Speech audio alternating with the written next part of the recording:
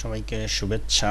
আমরা এখন দেখব কিভাবে একটি কোর পিসিকে ডোমেইনের অধীনে জয়েন্ট করাতে হয়। এটি আমরা দেখতে পাচ্ছি একটি কোর পিসি। এই কোর পিসিকে আমরা ডোমেইনের অধীনে জয়েন্ট করাবো। এর জন্য আমরা প্রথমে এর যেসব ডাটাগুলো আছে সেগুলো একটু দেখে নেব। এস কনফিগ লিখে এন্টার দিলাম। এর যেসব ডাটা আছে সেগুলো আমাদের এখানে দেখাচ্ছে। এই পিসিটির নাম ধানমন্ডি এবং ওয়ার্ক গ্রুপে অবস্থান করছে। একে আমরা ডোমেইনে জয়েন করাবো। আমরা সবার আগে 8 নম্বরে যাব, নেটওয়ার্ক সেটিংস। আমরা এখানে 8 দিব, 8 দিলাম। এখানে বাই ডিফল্ট একটি আইপি আছে, আমরা আসলে এই আইপিটি রাখবো না। আমরা 1 নম্বর দিলাম, এন্টার দিলাম। আমাদের এখানে কয়েকটি অপশন দেখাচ্ছে। নেটওয়ার্ক অ্যাডাপ্টার অ্যাড্রেস, আমাদের এই যে অপশনটি দেখাচ্ছে এখানে আমরা প্রথমে সেট অ্যাডাপ্টার অ্যাড্রেস আমরা 1 নম্বরটি সিলেক্ট করব, এন্টার দিব। আমাদের এখানে জানতে চাচ্ছে আমরা কি ডিএসসিপি থেকে আইপি নিব নাকি স্ট্যাটিক্যালি আইপি বসাবো। আমরা স্ট্যাটিক্যালি আইপি বসাবো, অর্থাৎ এস দিব। আমরা এন্টার দিলাম। আমাদেরকে ইন্টার স্ট্যাটিক আইপি আমাদের আইপিটি বসাতে বলছে। আমরা দিলাম 192.168.1.20, অর্থাৎ আমাদের এটি হবে আমাদের এই ক্লায়েন্ট পিসির আইপি। আমরা আইপিটি বসালাম।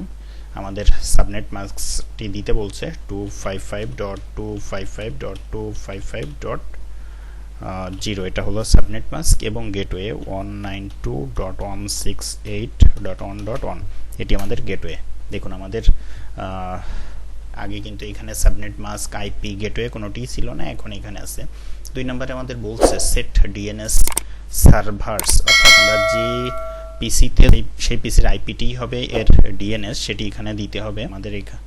আমাদেরকে এখান থেকে সিলেক্ট করতে বলছে 2 নম্বর ডিএনএস সার্ভার। আমরা 2 দিলাম, এন্টার দিলাম। এবার বলছে ডিএনএস সার্ভার, আমাদেরকে ডিএনএস সার্ভারটি বসাতে বলছে 192.168.1.3। এটা হলো আমাদের ডোমেইন কন্ট্রোলারের আইপি, অর্থাৎ ডোমেইন কন্ট্রোলারের আইপি হবে ক্লায়েন্টদের ডিএনএস।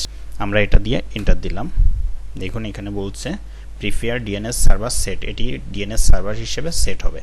আমরা ওকে দিলাম।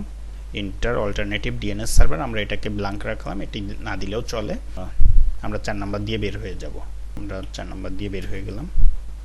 দেখুন আমরা এখানে এসছি। এখানে 1 নম্বরে ডোমেইন অর গ্রুপ, আমরা এখন এটাকে ডোমেইনে জয়েন করাবো। তো আমরা 1 নম্বর দিলাম। আমরা যেহেতু ডোমেইন করব, আমাদেরকে বলছে ডোমেইন অর গ্রুপ, আমরা একে ডোমেইনে জয়েন করাবো, অর্থাৎ ডি দিয়ে এন্টার চাপলাম। এবার বলছে name of the domain to join, অর্থাৎ যে ডোমেইনে আমরা জয়েন করব তার নামটি দিতে বলছে। আমাদের ডোমেইনের নাম কন্টোসো 16,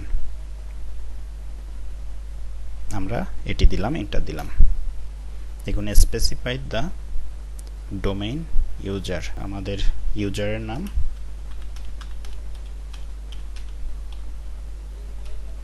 সাধারণত ডোমেইনের ডিফল্ট ইউজার অ্যাডমিনিস্ট্রেটর থাকে, আমরা দিলাম।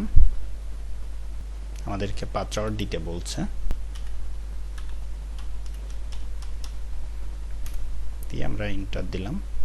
আমাদের ডোমেইনের সঙ্গে যে পাসওয়ার্ডটি আমরা দিব সেটি যাচ্ছে। যাই হোক আমাদের পাসওয়ার্ডটি নিয়েছে do you want to change the computer name before restart the computer, না আমরা আসলে আমাদের ডোমেইন, আমাদের কম্পিউটার নেম ধানমন্ডি আগে থেকেই দেওয়া, নো দিয়ে দিচ্ছি।